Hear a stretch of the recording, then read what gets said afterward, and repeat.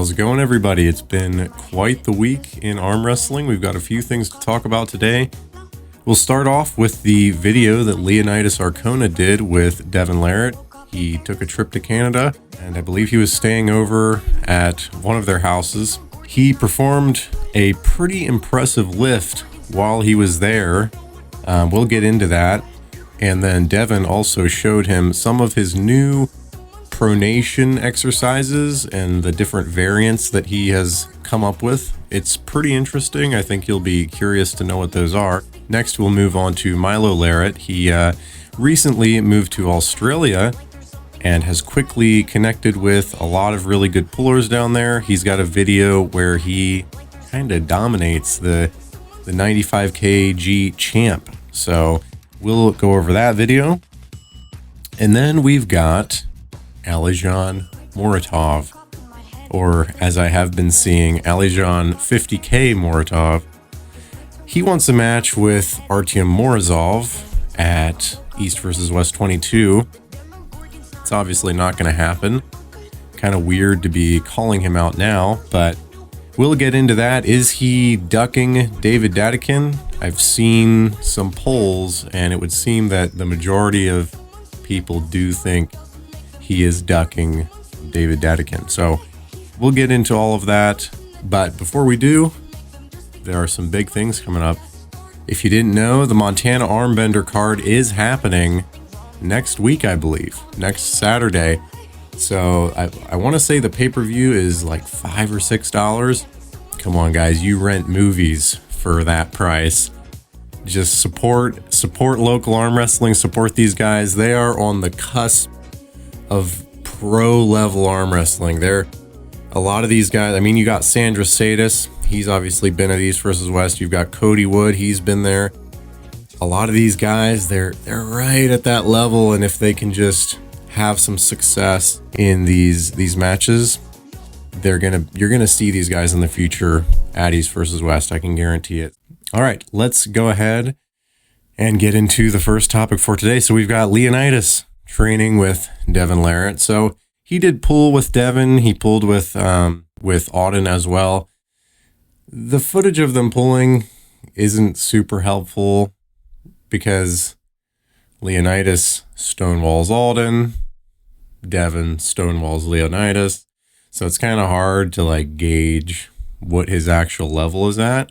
But it does seem like he has a pretty good grasp on arm wrestling mechanics, and he kind of knows what he's doing. He grips up with Devon, and he immediately is like, this does not feel good. I'm not getting what I want. And I think that just goes to show he's more, I've said this in the past, he's a more talented arm wrestler, I would say, than Brian Shaw is. He just seems quite naturally gifted in arm wrestling. So I am very interested in this match because of that, because the size difference is huge, but I think the skill difference is also pretty wide, and it favors Leonidas quite heavily, I would say. Let's talk about the lift that he performed just on a whim when he was at the Larrett's place. They were kind of all working out in the basement, and they started doing curls with an Olympic bar or just a straight bar, not an easy bar, right? The easy bars are nice. They've got those curved handles. It makes curling much easier and much more comfortable. They were using a straight bar, and Leonidas curled, from what I can tell, it was 320 pounds, and he got 2 reps with a straight bar. That is unreal. I know Levon did 180 kg, right? So that's like almost 400 pounds. So quite a bit more than Leonidas, but I'm pretty sure he was using an easy bar, which makes it a lot easier. It's much more comfortable to do curls with those curved handles. It's a little bit less on the bicep, a little bit more on the outer head of the bicep and your brachialis. So that was an incredibly impressive lift. If you haven't seen the video, go watch it. I'll have it up on screen now, but it's like an hour-long video. It's very entertaining. But what do you think about that? I know Brian Shaw's not doing that. And I know strict curls, do they translate to arm wrestling? Probably not a lot, because like Devon Larratt is absolutely not going to do that, but he stonewalls Leonidas. So what do you think about that lift? Do you think it's going to translate to the table? Later on in the video, Devon started showing Leonidas his new pronation lifts that he does. And it's all on the table. And there's like several different variants of the lifts that he's doing. Some of the pronation is like happening through the lower part of his palm. Some of it's through the upper part. Some of it's both at the same time. It just kind of depends on how he wraps the band.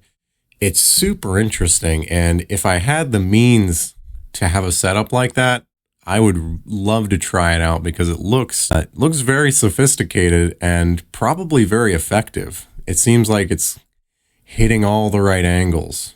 And it doesn't sound like Devon's really doing that famous pronation lift that he used to do anymore, where he'd kind of squat down and just kind of kick his wrist back and just lift like a ridiculous amount of weight. He's not doing that anymore. He's just doing these really specific table lifts with the new wrapping technique that he has. So anyways, what do you think about that? I thought those were super interesting. And if I can ever do that in the future, I'd like to try it out, because it seems like it's going to just hit all the right muscles at all the right angles. But anyways, let's move on. So Milo, he moved to Australia, and there's a video of him that he uploaded on his channel against their 95 kg champ, apparently. And he kind of destroys him. The match was closer than it should have been, just because the other fellow was committing a lot of fouls, a lot of elbow off the back of the pad, just early starts. He was obviously struggling with Milo, so he was doing everything he could to gain any type of advantage. Milo confidently and convincingly beat him with one of the craziest flop presses I've ever seen. I knew Milo had a flop. I did not know that's like his main move. Usually like really tall guys with long, lengthy forearms are not naturally gifted in flop wrist pressing. Milo, the intensity that he brings to the table is crazy. If you have not subscribed to him or seen his video, go do it. He is very entertaining and very good. That is a nasty flop. And his ability to hold in that break arm position, it's scary to watch. It is very scary to watch, but very impressive at the same time. So the potential of Milo is really starting to show. I think it's obvious that he has the drive and the dedication to really go somewhere in the sport. So what do you think about Milo? Do you like that press he's got? Pretty crazy to watch. I am not a flopper myself, so I always watch with much admiration when someone can commit to a flop and go all in. But let's move on to the last topic of today. So Alizhan Muratov has called out Artyom Morozov for a match on the left arm. He wants it to happen at East versus West 22. That's not going to happen. That card is already set, so I'm not sure what he's doing or what he's thinking there. But it'd be awesome to see that match at East versus West 23. I believe that's in April. That gives both guys a decent amount of time to prepare for the match. I have seen some polls regarding the David Dadikin situation. A lot of people think, it seems like the majority of people think Alizhan is ducking David Dadikin. And they're saying, well, there's a lot of videos of Artyom and Alizhan pulling, and generally Alizhan beats Artyom. So he's kind of ducking David while calling out a higher ranked opponent in Artyom to get that number 2 spot at super heavyweight. It's kind of a weird situation. What do you think? Do you think he is intentionally ducking and kind of making this strategic move where he's calling out someone higher ranked, so it kind of seems like he's not ducking because he's shooting for the stars, but stylistically he has the advantage over Artyom and not against David? I'm not really sure. This is something that was happening kind of before I started following arm wrestling again. With the David Adakin match, it also seems like Engin's previous relationship with the athletes is creating problems because Engin treated them differently than how they're getting treated now. Perhaps he paid them differently as well.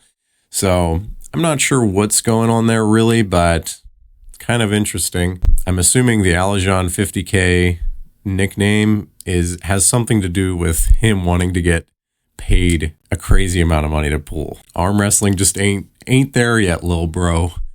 I can't really call him lil bro, but yeah, arm wrestling just isn't there yet. There's not enough money in it yet. Anyways, let me know what you guys think. I hope you have a great day. And like I said, be sure to tune in to the Montana Armbender next week. And with that being said, have a good one.